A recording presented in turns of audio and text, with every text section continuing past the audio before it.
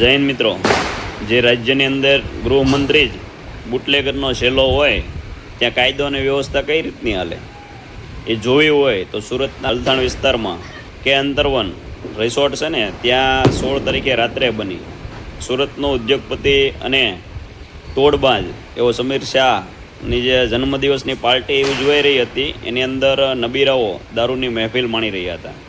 જ્યારે પોલીસને બાતમી મળી અને ત્યારે તેની ત્યાં રેડ કરીને તો આ રેડમાં એ સમીર શાહનો પુત્ર તેની પોલીસની સાથે ઝપાઝપી કામમાં દખલઅંદાજી આવ્યો, ઘણા એની કરતૂતો કર્યા, છતાં પણ આ યુવકને મોડી રાત્રે છોડી દેવામાં આવ્યો.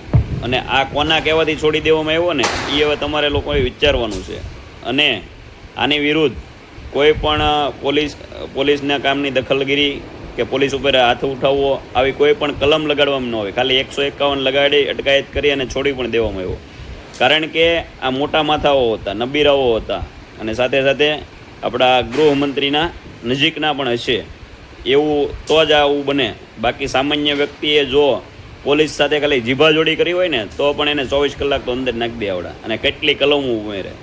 એટલે કાયદો ગુજરાતની અંદર દરેક લોકો માટે અલગ અલગ છે.